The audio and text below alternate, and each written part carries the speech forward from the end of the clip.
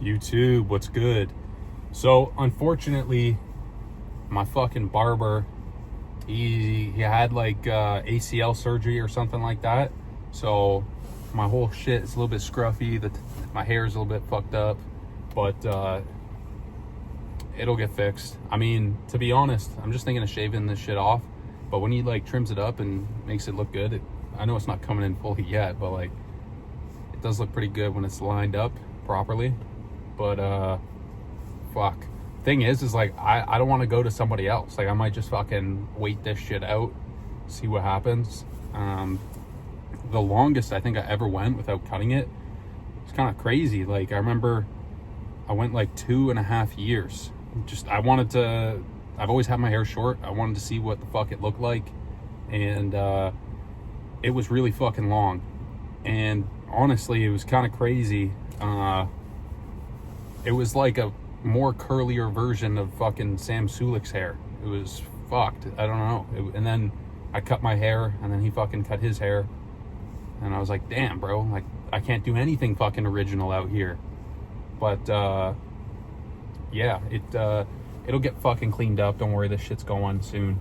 But on a more bodybuilding note, unfortunately, I was just in a shit mindset and shit place in my life the last fucking 2 months. So the progress and stuff that I made on the bulk, not a lot of it stayed, unfortunately. But the one fortunate part is muscle memory. And it takes, let's just say you weigh 300 pounds, like pure muscle, and you stop fucking working out and you're down to 200. These are drastic numbers here, just using that to make things a lot easier and simple. If you started to get back into the gym, it won't take you as long to get back to that 300 as it did the first time. The first time is always going to be the hardest, and your muscles actually have memory inside of them. And I'm not going to go into the scientifics about it because I don't really know the scientifics about it. However, I have read and seen a lot of informational shit that basically tells you it doesn't take as long to regain that muscle that you lost as it does to put it on for the first time originally. So we're putting that fucking theory to the test. Here's the thing. I do believe in having some time off, and you guys haven't seen the journey that I've been on the last 6 years of my life. Honestly, the last 6 years of my life, I haven't taken more than 3 days off from the gym. And I went to Japan for the last 2 weeks, and that was the longest. I still tried to get into the gym. It's just a fucking nightmare trying to figure out their fucking websites, especially if it doesn't convert to English. And yeah, it was just tough. The only thing really that I wasn't that dedicated or committed to wholeheartedly was the consistent eating. And obviously people are gonna be like, well, that's the most fucking important part, man. Yeah, I know that's the fucking most important part. Obviously you need to work out, that's still important, but what you put in is what you get out. And I know there's multiple professional bodybuilders that take a significant amount of time off. Obviously, I'm not an IFBB pro yet, but the thing is you look at fucking guys like Ronnie Coleman, Kevin Larone, I don't know. I love the guy, love both those guys. I actually met Ronnie Coleman. Hopefully I get to meet him again, and hopefully the next time I get to meet him, I'll be in a lot better of a position in my life, and hopefully I can gain some respect there. Not that he didn't respect me the first time, it was just I want to get that respect from the legend in the sport. And but back to what I was saying was, both those guys, like Fucking Ronnie Coleman, after he'd win the Mr. Olympia, he would literally take 3 months off, wouldn't care about the diet, wouldn't care about the training. I think Kevin Lerone would take more time off. And I think Kevin Lerone would just stop taking gear, stop working out, stop eating, and then go hard at it for like 7 or 8 months. But yeah, to be honest, it's the first time in a long time where that shit's happened, and I'm not really down in the dumps about it. Like, I think one of the worst mindsets that you can get in is, oh, I made a mistake today, I'm just gonna keep making the same mistake because it doesn't matter. Or like, for example, you're eating super clean, you're on a diet, and one day you're like 2 months into this diet, and you just have one like you have one like cheat meal in the day, and then some people will be like, fuck, might as well just throw the whole day away, the whole week away. I ate one bad meal. Honestly, like, that one little hiccup is not going to detrimentally ruin your results. Maybe if you're fucking a week out from the Olympia, yeah, that might fuck some shit up.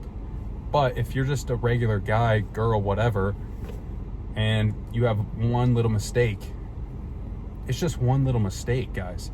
Don't fucking get caught up on all this fucking bullshit of, oh, I made this mistake, now my whole fucking thing is ruined. All months, fucking years that I put into this is down the fucking drain. Chill out, relax. One of my favorite quotes comes from arguably one of my favorite people inside of bodybuilding, and one of the guys that I get a lot of advice and mentorship from through videos online, is Mike Mentzer.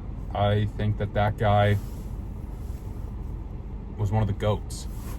I really do think that him, Kevin Lerone, like a bunch of other guys, arguably should have won the Mr. Olympia at least one time in their life. And the quote is, don't worry about your individual potential. Potential is only the expression of a possibility, something that can only be assessed accurately in retrospect.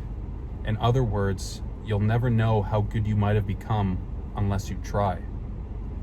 And what he's basically saying is that focus on the effort. Focus on what you're doing to achieve your goals. Don't focus on your genetic limits. Don't focus on shit that you really can't control. Like, the idea of your potential is really something, like the quote says, that you can only accurately look at in retrospect. And what that means is, you can, once you've went through the journey, once you've walked down the path, you've hit the highs, you've hit the lows, that's when you can start to see what you could have done, how you could have been better, whatever it is. You don't know how good you could become until you try. And it's not trying one time. It's weeks, months, years of dedication that you got to put into this shit before you can accurately assess how good you could be. And unfortunately, the shit thing in bodybuilding is, it's kind of like a glorified beauty pageant, in the sense of, yeah, a huge factor of how you look is genetic.